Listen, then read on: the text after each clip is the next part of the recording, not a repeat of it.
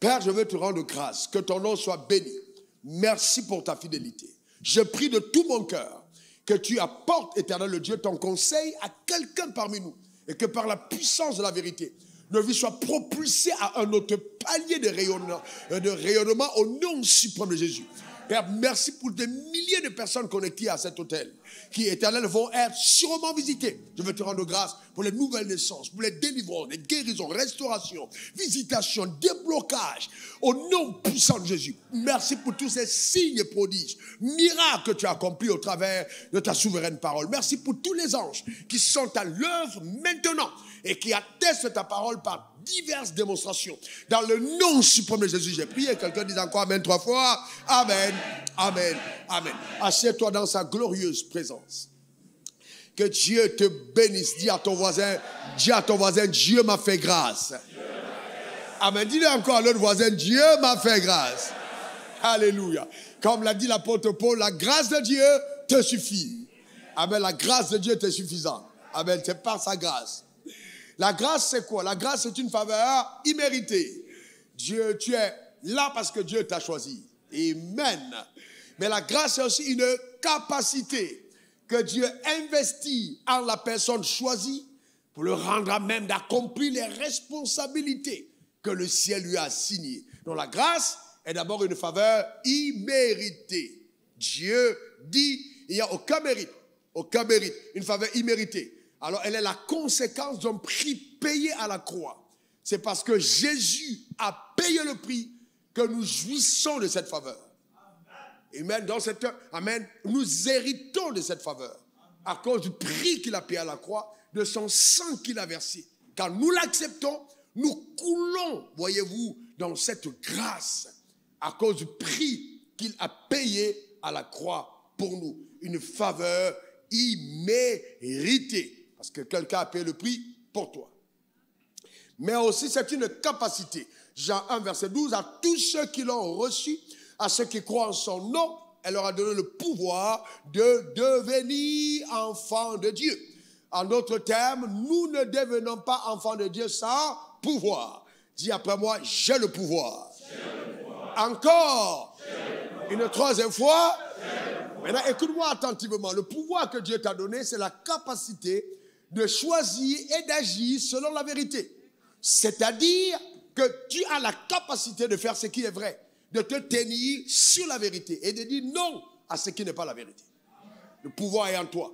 Donc la puissance du péché ne peut plus s'exercer contre toi parce que tu as reçu le pouvoir. C'est ce qui te donne de marcher dans la liberté. Dis après moi, je suis libre. Encore. Oui, car si le Fils a franchi, tu es véritablement libre. Cependant, écoute-moi attentivement, Jésus a dit, Matthieu 6, verset 10, lorsque vous priez, dites que ton règne vienne. N'est-ce pas? Que ton règne vienne, que ta volonté soit faite sur la terre comme au ciel. Ça veut dire qu'il est possible que nous passions à côté de la volonté parfaite de Dieu pour nos vies. Que quelqu'un dise, ce ne sera pas mon partage. Dis-le encore. Ça veut dire qu'il est possible que tu passes à côté de la volonté de Dieu pour ta vie. Si Dieu dit que nous prions, que ton règne vienne, que ta volonté soit faite sur la terre comme au ciel, ça veut dire aussi que la volonté de Dieu sur la terre des hommes n'est pas accidentelle. Elle est la conséquence de certaines requêtes et d'un prix que nous payons pour voir cette chose arriver, c'est-à-dire sa volonté parfaite. Il faut donc que tu sois résolu. Note-le, il faut que tu sois résolu, vraiment dans ton âme, à ne pas quitter la terre sans avoir fait sa volonté. J'ai dit quoi? Il faut que tu sois résolu à ne pas quitter la terre sans avoir fait sa volonté. J'ai dit quoi? Que tu sois résolu à ne pas quitter la terre sans avoir fait sa volonté. Que tu sois résolu. Jésus a dit, je suis descendu du ciel pour faire sa volonté. La volonté de qui? Du Père. Donc tu dois être résolu. Amen. À ne pas quitter la terre sans avoir fait la volonté de Dieu. Je n'ai pas dit décider, j'ai dit résolu. La résolution est plus forte que la décision. Tu dois être résolu. À ne pas quitter la terre sans avoir fait sa volonté. Et il faut bien comprendre Qu'en ce qui concerne sa volonté, la volonté de Dieu pour ta vie peut différer de la volonté de Dieu pour la vie de ton voisin. Donc il y a une volonté spécifique, rattachée à chacun d'entre nous. Nous avons notre unicité. Nous sommes totalement différents, même si nous sommes identiques de par le fait d'avoir la même identité, c'est-à-dire celle d'enfants de Dieu. Mais Dieu a un plan différent pour chacun d'entre nous. Ça va? Dieu a un plan différent pour chacun d'entre nous. Et la bataille de ton âme devra être d'aller à la quête de cette volonté parfaite de Dieu pour ta vie. C'est dans l'âme. Je suis résolu. Rando kachata. C'est-à-dire que quand tu pries, tu dois être à même de dire, Seigneur, je veux faire ta volonté. Je veux faire ta volonté. Maintenant, suis-moi bien. Suis-moi attentivement. Dieu sait quelles sont les personnes qui le blaguent, qui veulent le blaguer, si on ne peut pas blaguer Dieu, et celles qui sont sérieuses. Dieu sait quelles sont les personnes qui veulent le blaguer et celles qui sont sérieuses. Donc quand tu viens devant Dieu et tu dis, Dieu, vraiment, et si tu me bénis, voilà ce que je vais faire. Dieu te connaît. Il ne faut jamais te tromper. On ne peut pas blaguer Dieu avec les paroles. Il sent de ton cœur et tes reins. Il te connaît. Il connaît tes motivations. Donc ce ne sont pas simplement tes paroles qu'il écoute. Il sonde de ton cœur pour voir ce qu'il y a dans ton cœur. Et c'est pourquoi, écoute-moi attentivement, il est important, numéro 2, d'aimer Dieu. Une fois que tu es résolu de faire sa volonté sur la terre des hommes, 2, il faut aimer Dieu. J'ai dit quoi? Il faut aimer Dieu. Il faut aimer Dieu. Quand je vous regarde ce soir, par exemple, et que certains d'entre vous ne saviez pas que votre pasteur allait être là et vous êtes quand même à l'église, c'est un signe que vous aimez Dieu. Non, vous savez, il y a des signes qui prouvent que vous aimez le Seigneur. Il faut aimer le Seigneur. Il faut aimer Dieu. Aime le Seigneur. Dans Matthieu 22, verset 36 à 40, Jésus a dit, voici le plus grand commandement. Tu aimeras le Seigneur de tout ton cœur, de toute ton âme, de toute ta force et de toute ta pensée, et tu aimeras ton prochain comme toi-même. De ces 2 commandements dépendent la loi et les prophètes. Donc, aimer Dieu. Il faut aimer Dieu. Et donc, si j'aime Dieu, véritablement, il y a des choses qui n'arriveront qu'à toi parce que tu l'aimes. Vous savez, le drame, c'est que beaucoup de personnes pensent que Dieu intervient dans nos vies parce qu'on prie. Ce n'est pas vrai. Dieu intervient dans ta vie à cause des motivations que tu as. Ce n'est pas ta prière. Non. Ce n'est pas ta prière. C'est d'abord tes motivations. Est-ce que tu l'aimes véritablement? Est-ce que tu l'aimes véritablement? Si j'aime véritablement Dieu, Dieu devient ma priorité. J'ai dit quoi? Dieu devient ta priorité. Dieu devient ta priorité. C'est-à-dire que je fais passer Dieu en premier. Donne-moi encore ton meilleur amen. Je fais passer Dieu en premier. Dieu doit être ta priorité. Il doit passer en premier dans ta vie. Ta priorité. Alléluia. Il doit être ta priorité. On a aujourd'hui une génération de personnes qui trouvent qu'elles sont tellement occupées que les choses de Dieu doivent les mettre au second plan. Non. Veux-tu voir la faveur de Dieu sur ta vie? Donne à Dieu la priorité. Dieu doit avoir la priorité. C'est important. La priorité. C'est-à-dire que cet amour pour Dieu doit te coûter quelque chose. Il y a des choses que tu vas sacrifier pour cet amour que tu as de Dieu à son égard. C'est important. Il faut bien que ça te coûte quelque chose. Amen. C'est important. Aimer Dieu. Il faut l'aimer profondément.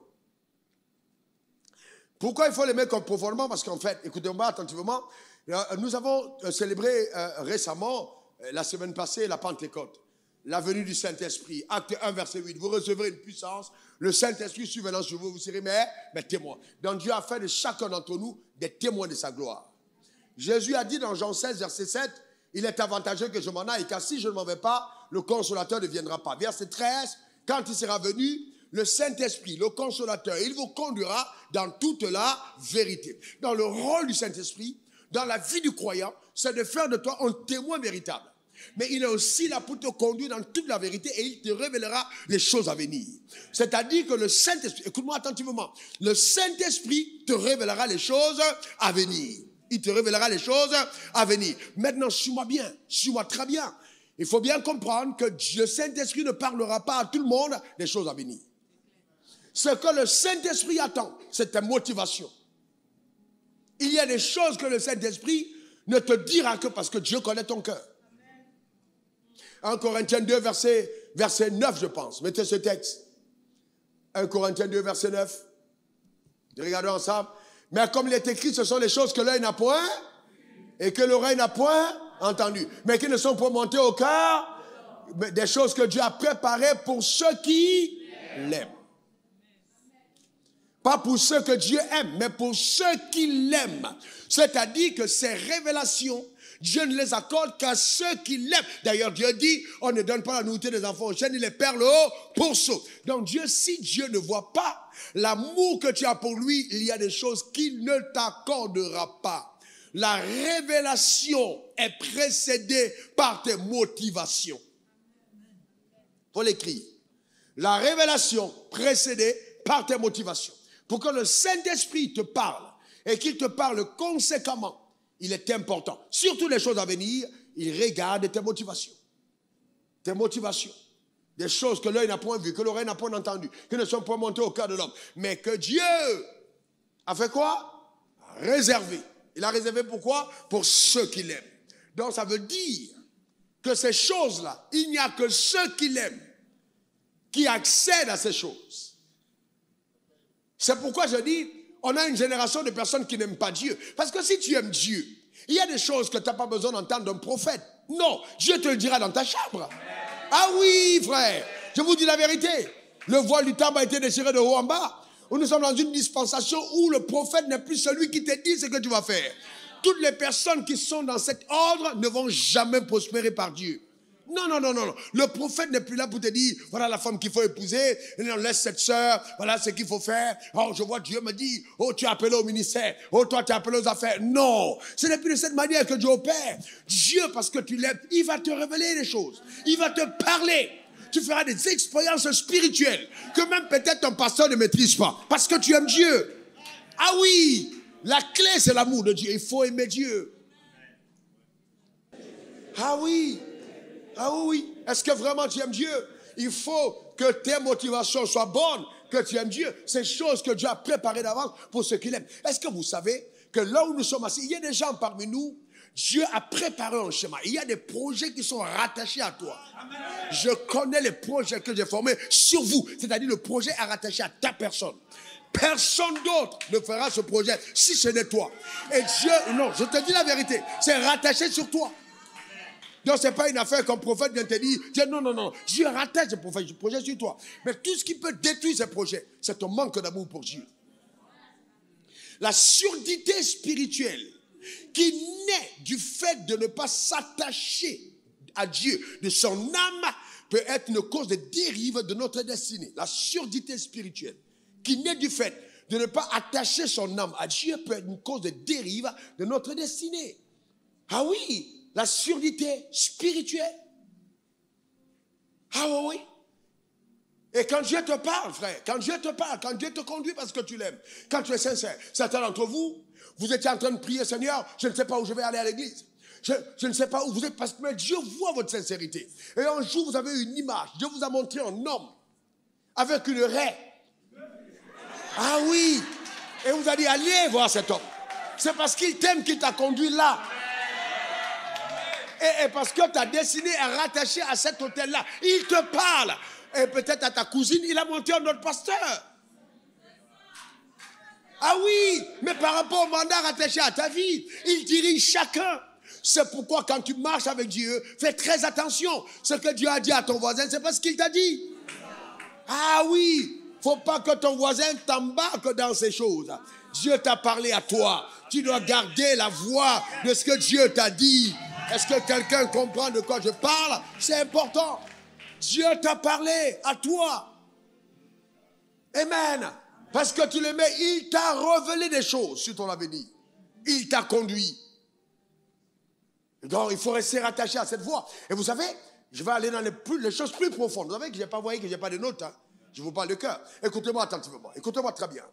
Vous savez, chaque fois que la voix de Dieu arrive, il y a un mystère, et certains d'entre vous, vous allez grandir spirituellement parce que vous venez d'entendre.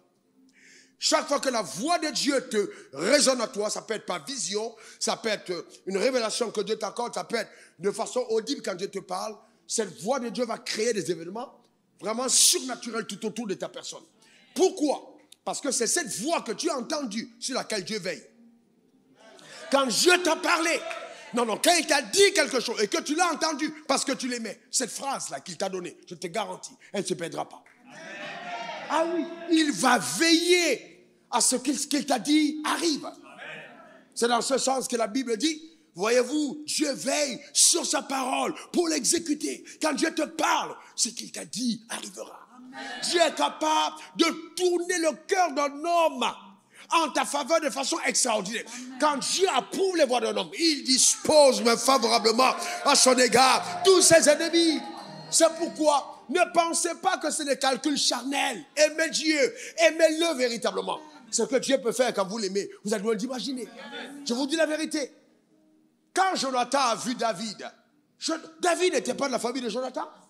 Le drame d'entre vous, c'est quoi? Vous avez des alliances qui sont dues à la chair. Et ces alliances vous perdent parce que ce n'est pas dû à l'esprit. Ah, c'est mon cousin, c'est mon neveu, c'est mon beau-frère, c'est ma belle-sœur, c'est ma tante. Et puis quoi? Dans le royaume de Dieu, ça ne marche pas comme ça. Dans le royaume de Dieu, c'est qu'est-ce que Dieu a dit? Est-ce que Dieu a orchestré cette relation? Est-ce que Dieu est derrière? Est-ce que c'est Dieu qui l'a ordonné? Est-ce que c'est Dieu qui a établi? Il ne faut pas avoir des relations de type Noé avec l'autre Abraham. Non, il ne faut pas avoir ce type de relations. C'est des relations de famille. Dans le règne spirituel, on doit couper ces relations pour entrer dans les connexions divines. Ah oui. C'est la dimension là dans laquelle vous allez. C'est les relations que Dieu établit.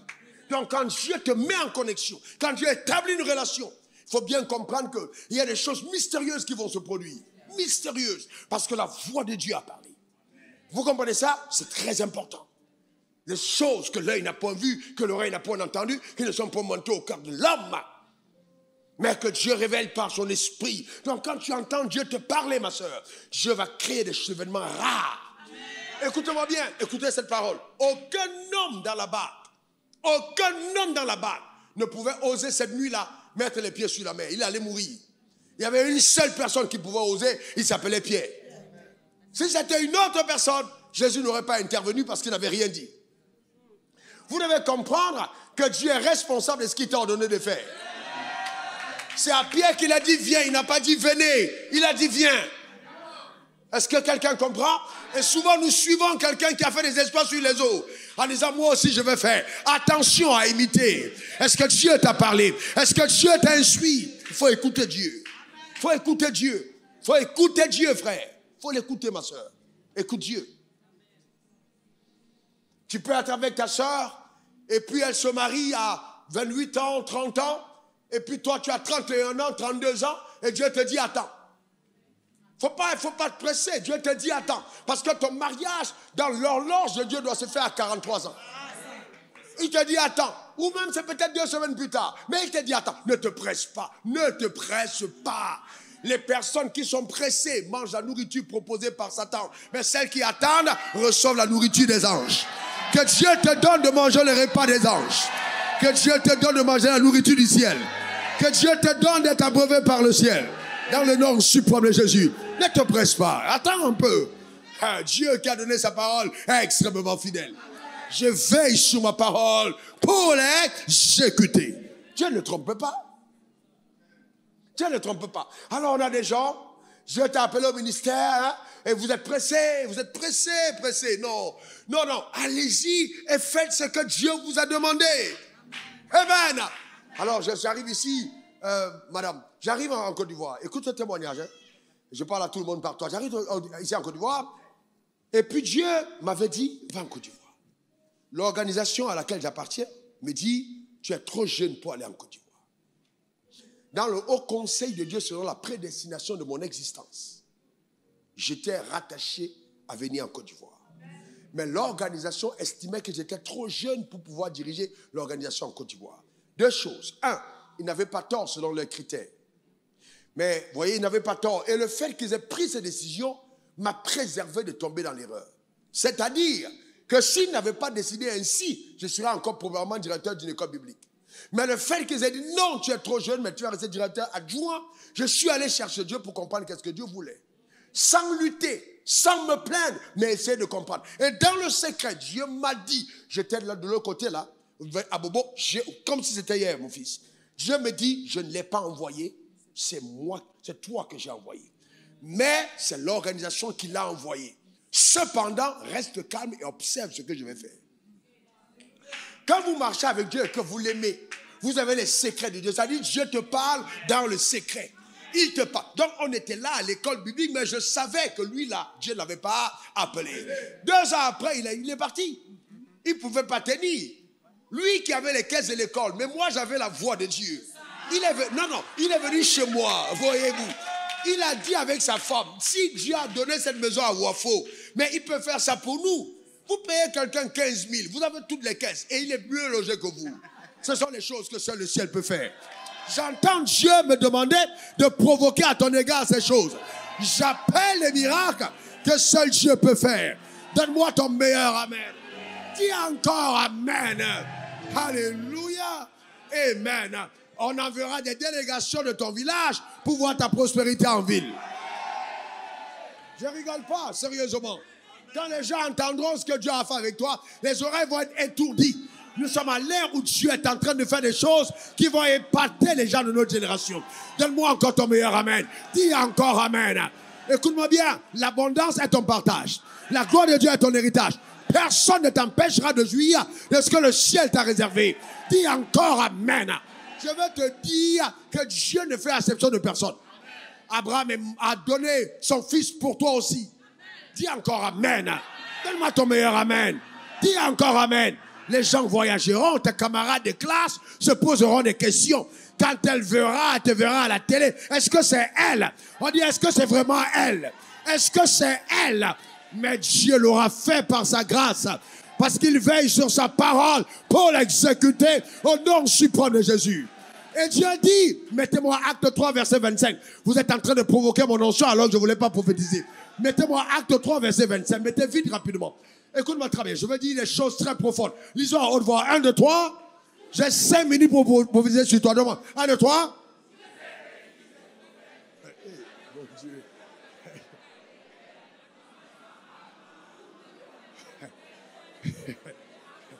Vous êtes des fils des prophètes et de l'alliance que Dieu a traité avec nos pères en disant à Abraham, toutes les familles de la terre seront bénies en ta prospérité. J'interdis que tu ne sois pas béni. Ah non, tu n'as pas compris, j'interdis. Je l'interdis. Je mets un embargo à la pauvreté. Embargo à la pauvreté sur ta vie. Je mets un embargo à la pauvreté. Je mets un embargo à la malédiction. Embargo au malheur.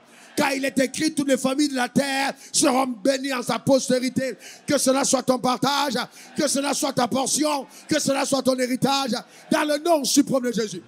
En tant que fils de prophète, je me tiens sur le fils de prophète pour reparler sur l'alliance que Dieu a traité avec notre père Abraham. Je décrète, déclare et établis que ta vie est stabilisée et que l'héritage que le tien, Dieu te l'accorde pleinement dans le nom suprême de Jésus. Donne-moi encore ton meilleur amen. Donne-moi encore ton meilleur amen. Que cela soit ton partage, que cela soit ta portion et que cela soit ton héritage. Alléluia.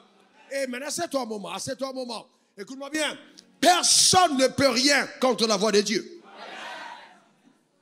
Vous avez dit quoi? Même un pasteur ou un, je n'ai pas la capacité de faire quelque chose contre la voix que Dieu t'a donnée. Ne vous mettez plus dans la servitude inutile. Romains 8, verset 14. Soyez libres. J'ai dit quoi? Soyez libres. J'ai dit quoi? Soyez libres. Je peux parler? Les gens m'ont dit non, il faut imposer. Telle personne va donner tel montant. Telle personne donne tel montant. Telle personne, j'ai dit, je ne peux pas. On est dans la liberté. Donc, ayez la liberté même de ne pas donner. Ah non, on est dans la liberté. Écoutez-moi bien, écoutez, Romains 8, verset 14. Ayez la liberté de ne pas donner. Parce que si certains d'entre vous ne donnent pas, ils n'auront pas le témoignage qu'ils doivent avoir. Parce que tu vas tellement ne pas avoir que tu vas regretter n'avoir pas donné. Donc, il est important que tu témoignes que je n'ai pas donné et je n'ai pas vu Dieu. Ah oui, parce que Dieu permet qu'on passe par là aussi. Car tous ceux qui sont conduits par l'Esprit de Dieu sont quoi? C'est pas par le pasteur. Ah non, je ne peux pas venir, je peux voir Arsène. C'est un multimillionnaire. Et je dis, Arsène, voilà, il faut que tu donnes 10 millions à l'église. Mais je ne connais pas ce projet. Il peut être multimillionnaire, mais à l'état, là où il est là, il a besoin de 5 millions. Parce qu'il a engagé son argent dans plusieurs projets. Donc si je viens en tant que pasteur et dis, toi tu as donné ça, qu'il faut donner ça, et puis je me fâche contre lui, je suis insensé. Parce que je ne connais pas. Ce sont les hommes pauvres qui mettent la pression sur les riches. Parce que, vous savez, les riches ont leurs problèmes. Les riches ont leurs problèmes. Est-ce que vous savez que les riches ne sont pas toujours liquides? L'argent est placé dans beaucoup de choses. Il ne faut pas être là et tu te fâches pour rien. Ne te fâche pas pour rien. Je suis allé voir mon oncle qui ne m'a pas aidé. Toi-même, tu es allé voir ton oncle. Dieu n'est pas au ciel. Hey. Ceux qui sont conduits par l'Esprit de Dieu. Conduits par quoi? Par l'Esprit de Dieu. Donc il faille que le Saint-Esprit te conduise. Le drame de notre génération, c'est la conduite par la chair, les calculs, les réflexions. Est-ce que vous savez que par l'Esprit, on peut dire non? Par l'Esprit, tu peux dire non à quelqu'un. Par l'Esprit de Dieu, tu dis non, mon frère. Ah oui. Quelqu'un peut demander, Dieu dit ne donne pas. C'est l'Esprit de Dieu. Soyez mature. Dis à ton voisin, tu ne me dois rien, mais Dieu me doit tout. Dis à ton voisin. Non, dis-le bien encore, dis-le bien. Révérend Hervé, quand je dis ça, les gens ne comprennent pas. Mais moi, ça fait partie des choses avec lesquelles j'ai grandi. Ma mère, elle est heureusement, elle est là. Demandez-lui qu'est-ce que mon frère touchait comme argent quand je venais en Côte d'Ivoire. Mon frère était un homme riche. On chantait son nom dans les chansons. On chantait. Quand il arrivait dans l'espace, mais tout on déroulait le tapis rouge. Mais moi, en Côte d'Ivoire, j'étais là, j'ai des réfugiés. J'ai jamais. Un jour, à réunion de famille, ils m'ont demandé, mais pourquoi tu ne nous as pas dit? J'ai dit, mais vous ne m'avez pas envoyé. Quand vous voulez que je vous appelle pour dire, je suis en train de souffrir, vous m'avez appelé? Moi qui est tellement jaloux de mon Jésus, je vous dis que Jésus m'a lâché? Jamais de la vie. Même si Jésus m'a lâché, je ferais semblant comme s'il ne m'a pas lâché. Ah ouais, je ferais semblant comme s'il ne m'a pas lâché. Je ne vais pas venir dire, Jésus m'a lâché. Non. Ah non. Je suis trop jaloux de mon Jésus pour aller raconter aux gens de ma famille qui ne sont pas convertis que Jésus m'a lâché. Ça va commencer où? Jamais de la vie. Non, je n'ai même pas envie qu'ils sachent. Non, je n'ai pas envie qu'ils sachent. Certains d'entre vous, vous découragez les gens de votre famille par votre manière de faire. Je n'ai pas envie qu'ils sachent. Eh bien, c'était dans mon coin. C'était dans mon coin, calmement. Et vous savez quoi, mon fils? J'ai mangé du pain rassis avec du sucre. Dieu est mon témoin. Rassis avec du sucre. Je l'ai mangé à Abidjan. Sans aucun problème. Sans me plaindre pour dire que Dieu, tu m'as lâché. Non. Aïe. Vous savez, quand vous lisez la Bible, lisez-la bien. Alléluia. Alléluia. La parole que Dieu t'a donnée s'accomplira. Alléluia. La parole que Dieu t'a donnée s'accomplira. Donne-moi ton meilleur amen. Dis encore amen. Cette parole s'accomplira. Le rêve que Dieu t'a montré se réalisera. Même si tu passes par les eaux ne vont pas te submerger. Tu passes par le feu ne va pas t'avaler. Même les sorciers ne sauront pas te détruire. Parce que Dieu t'a donné sa parole. Cette parole arrivera. Donne-moi encore ton meilleur amen. Dis encore amen. Romains 8, verset 28. Verset 28. Mettez le texte. Romains 8, verset 28. Regardez ce qui est écrit. Regardez ce qui est écrit. 1, 2, 3. Nous savons ensemble du reste que quoi? Certaines choses concourent. On a dit quoi? Toutes choses concourent bien de ceux qui vont à l'église. Non, de qui? De ceux qui aiment Dieu et qui sont appelés selon ses. En d'autres termes, Dieu fait concourir toutes choses pour ton bien parce qu'il y a un plan sur ta vie, parce qu'il y a un dessein attaché, parce qu'il y a une histoire qu'il veut écrire, parce qu'il y a quelque chose qu'il veut faire. Alléluia. Amen. Écoute-moi bien, ça c'est prophétique. Mène ta vie de telle enseigne que si tu le choues, tu as échoué. Je reprends. Mène ta vie de telle enseigne que si tu échoues, Dieu a échoué. Donc, comme Dieu n'échoue jamais, amen, comme Dieu n'échoue jamais, comme Dieu n'échoue jamais, comme Dieu n'échoue jamais. De ceux qui aiment Dieu et qui sont appelés selon sa dessein. Est-ce que tu sais, mon fils, que le simple fait de te dire, je suis là pour Dieu, je suis là parce que Dieu m'a appelé, il n'y a pas plus puissante prière que ça. Les troubles peuvent venir dans la nation, les tremblements de terre, mais tu dis, je suis là parce que Dieu m'a appelé. Même la terre, si elle te vomit, elle te prend et va te vomir. Parce que le simple fait de te dire en toi-même, je suis là. Vous savez, depuis que cette révélation habite mon cœur, ma soeur m'a demandé, mais tu es dans les avions tout le temps, tu n'as pas peur? J'ai dit non, je monte dans l'avion pour aller faire la volonté de Dieu. J'ai pas peur. Ah oui, j'ai pas peur. Non, s'il est écrit qu'un avion va cracher, c'est pas celui dans lequel je me trouve. Ta manière de dire amen m'inquiète. Donne-moi ton meilleur amen. Dis encore amen. Dis encore amen. C'est clair et net. Toutes choses concourent pour le bien de ceux qui aiment Dieu. Toutes choses. Donc il n'y a aucune situation de la vie qui arrivera, qui ne fera pas concourir à mon bien. Aucune situation. Toutes choses concourent au bien de ceux qui aiment Dieu. Et comme je l'aime, c'est peine perdue. Si tu veux me faire du mal, tu perds ton temps. J'aime Dieu. Donc tout ce qui va se faire contre ta vie parce que tu aimes Dieu, ça va être annulé. Aime Dieu, frère. Aime Dieu. Jusqu'où tu l'aimes. Tu es jeune, rempli d'énergie. Tu n'as même pas encore 30 ans. Tu n'arrives pas à jeûner 3 jours. Et tu dis j'aime Dieu. Tu ne jeûnes même pas 3 jours. Et tu te caches pour manger. Tu te caches pour manger. Et tu viens, aïe, aïe, aïe, aïe, aïe. Ça, c'est pas. Tu trompes qui? Tu trompes qui? Tu dis que tu aimes Dieu. Tu ne peux pas te priver de nourriture. Hein? On vient à la prière les soirs. Toi, tu es dans les calculs en train de mettre les ongles. On a l'heure de la prière. Tu aimes Dieu jusqu'où? C'est ça ton problème. Arrêtez d'être charnel. Aimez Dieu. Amen. Si tu aimes vraiment Dieu, je te dis vraiment Dieu, tu ne peux pas croire les choses qui vont t'arriver. Et tous les jours. Parce que tu l'aimes. Les gens qui aiment Dieu, même quand ils veulent chavirer, Dieu les rattrape. Vous savez quoi? Dieu n'est pas simplement là pour les gens parfaits. Écoutez-moi bien. Parce que les gens parfaits, ce n'est pas ce que Dieu recherche. Il a rendu parfait son Fils pour ton imperfection.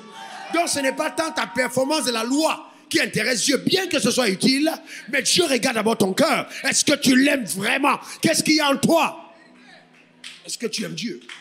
Jusqu'où tu es prêt pour lui? Quand tu l'aimes vraiment, même tes erreurs participent à des leçons de vie. Parce que tu l'aimes. Ton cœur est attaché à lui. C'est ça, il faut aimer Dieu. Il faut l'aimer véritablement. Et il faut prendre des jeunes. Écoutez-moi bien, je vais terminer avec ça. Prends des jeunes pour aimer Dieu. Prends des jeunes d'amour. Je jeûne pour l'amour de Dieu. Je jeûne pour l'amour. Seigneur, mon frère Zaché, quelle est ta requête? Jacqueline, quelle est ta requête? Je n'ai aucune requête. Je veux aimer Dieu. Tu prends des jeunes d'amour pour être davantage amoureux, passionnés. Des jeunes d'amour. Pas pour être une plus grande chantre. Venir là devant, alléluia, amen, alléluia. Non, parce que quelque part, il y a encore trop de ta chair, ton parfum de toi est trop rempli. Hein? Marchez selon l'esprit, dépouille-toi par l'amour de Dieu.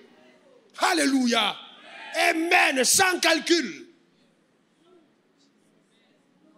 Ah oui, tu prends l'amour, je veux aimer. C'est-à-dire, je veux jeûner pour t'aimer.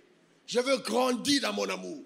Je veux pas jeûne pour une maison, pas jeûne pour une voiture, pas jeûne pour l'argent, pas jeûne pour les clients, pas jeûne pour une percée, mais jeûner pour l'aimer. Parce que si tu l'aimes véritablement, la Bible dit toutes choses concourent pour ton bien. Il va te saturer ta vie de grâces les plus incroyables.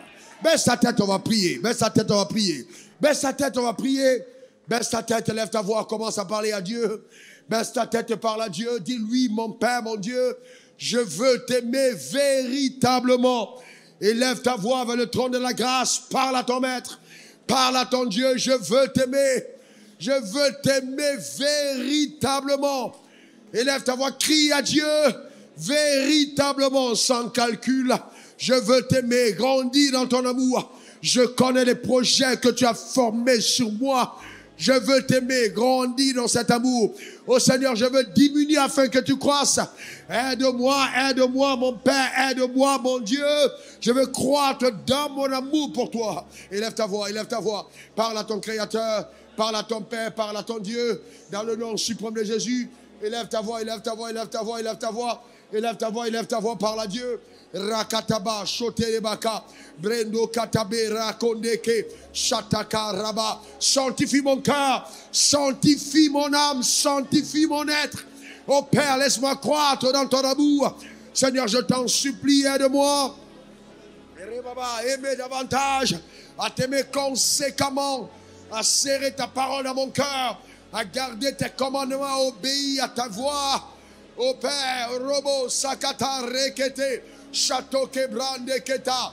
Oh, diminuez afin que tu croisses.